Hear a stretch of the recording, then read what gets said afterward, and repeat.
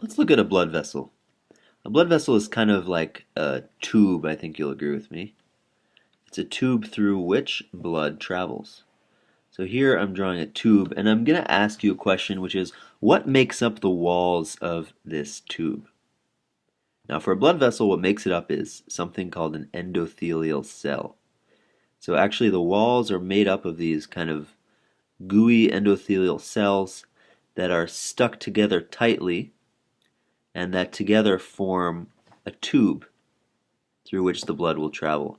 So here I'm drawing a bunch of cells tightly stuck together. They're stuck together tightly to prevent blood from coming out, of course. So this is more or less what it looks like. Each of these is a cell, and so of course each one has a nucleus, which I'll just quickly draw like that. Now let's delete that and let's change views to something a little bit easier. So now here is the same blood vessel in cross-section, and so these are the endothelial cells which we're seeing in cross-section, and maybe here we can draw the nucleus of this one. Maybe it's visible right there. So now we have blood moving through this blood vessel. Here are some red blood cells, and they're moving along, providing the body with oxygen. But a very important question to ask is what happens if this blood vessel gets damaged? So let's say that those two cells right there split open and they break open. What's going to happen if we don't fix this is that all of our blood is just going to rush out here and we're going to lose blood. So what is your body going to do about this?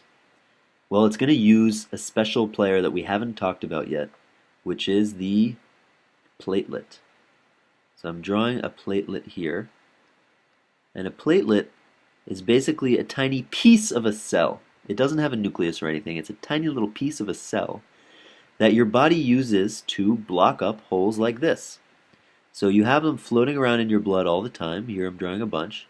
And what happens is when you have a hole in your blood vessel, they're going to come together, they're going to stick together, and they're going to clog up this hole.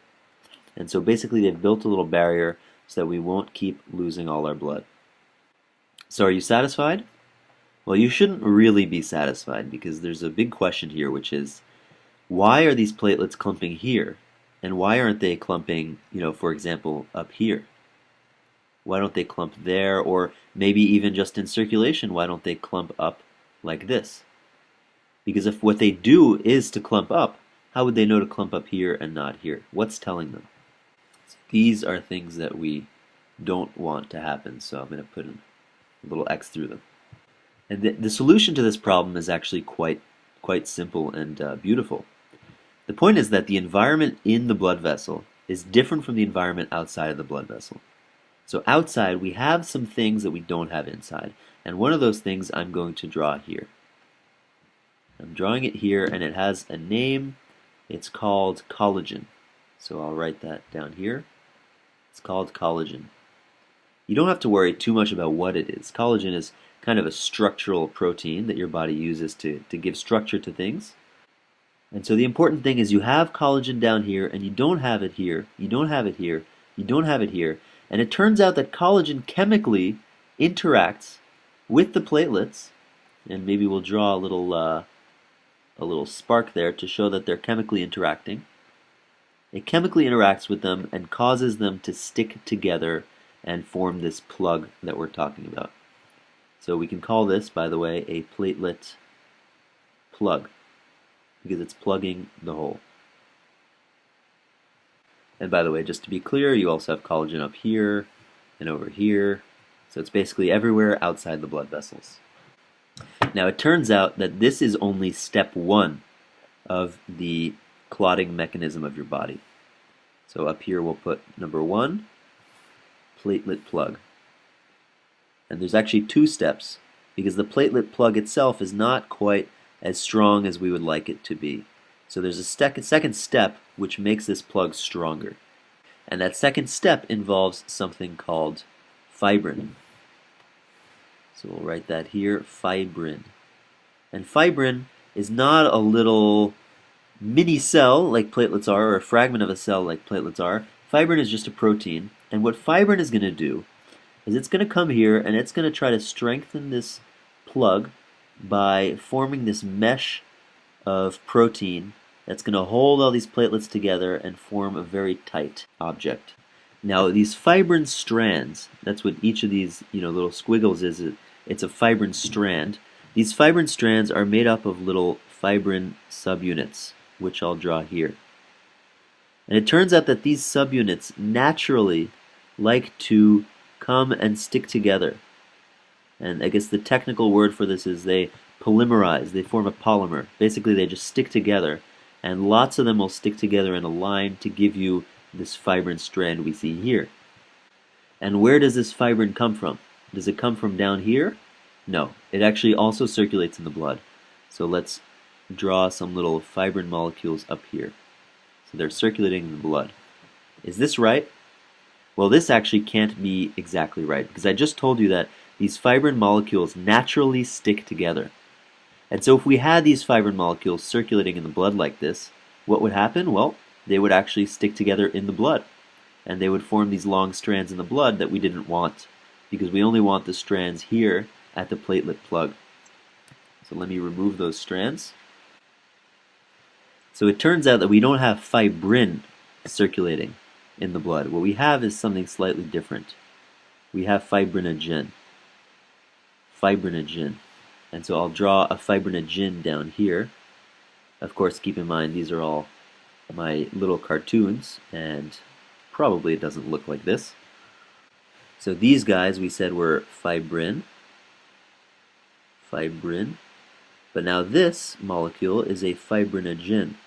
And you'll notice it's the same as a fibrin, except it has an added little piece to it. And that little piece, as you can tell, is going to keep it from sticking to itself. These fibrinogen are not going to be able to stick together the way that these fibrin are. So what do we need to do then? Well, of course, we need to turn this fibrinogen into fibrin. But where are we going to do that? Only at the site where we want fibrin strands to gather. So only here, where we have that damage. And so again, we face the same question that we faced with the platelets, which was, how do the platelets know to aggregate here? Well, likewise, we want to know, how do the fibrinogen know to turn into fibrin here so that they can then stick together and form the strands? And the answer basically is, luckily, the same. So we have some chemicals down here. Now we're not talking about collagen anymore, we're talking about something else. And if you really want to know what it is, I'll write the name here, but it's not really the name that's important, it's the principle here. So the principle is you have these little proteins down here called tissue factor, and they're normally not in the blood. They're only down here outside of the endothelial cells lining the blood vessel.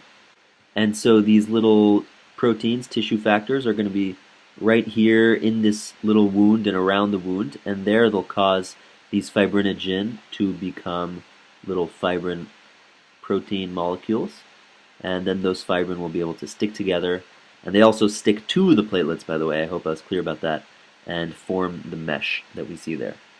Now if we want to get really fancy, we can ask, how does tissue factor turn fibrinogen into fibrin? And you can ask, is tissue factor kind of like a little knife? Is it, and by knife I really mean enzyme, is it a little knife or enzyme that causes this piece to break off of the fibrin so that we're left with just fibrin? And actually, unfortunately, the story is much more complicated than that. And there's actually a good reason for it. Because let me propose to you a situation. Let's say you have to turn 1,000,000 fibrinogen into fibrin. Because each of these fibrinogen is a very small protein, so we need about 1,000,000 of them to make up this clot here. And let's say that you are tissue factor. So you are tissue factor, and you want to turn 1,000,000 fibrinogen into fibrin. Is the best way to do it for you to actually sit down and chop off this piece off of all these fibrinogen, one by one? That would take you a long time. Is that better, or is it better for you, as tissue factor, to call up 5 friends? And have each of those friends call up 5 friends.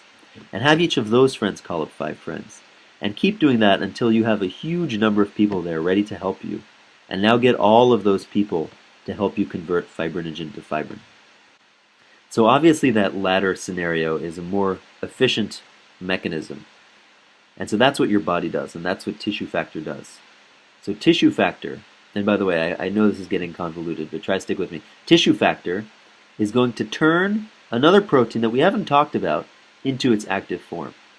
And then that other active form of that protein that we haven't talked about is going to activate another protein that we haven't talked about into its active form. And then that one is going to do the same, and then that one is going to do the same.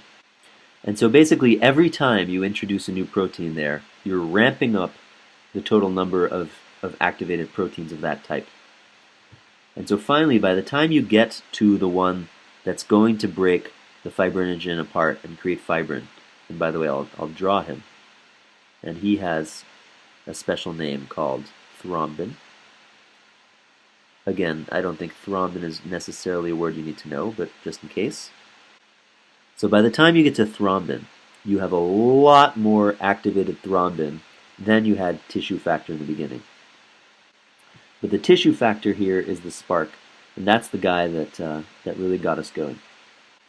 So that's basically it. This is how your body plugs holes in blood vessels and keeps you from losing too much blood. And if you want to know more about that kind of complicated stuff I said at the end, about all these different levels of activated proteins, you can look it up. It's called the coagulation cascade. It's called a cascade because you're cascading through all these different levels of proteins.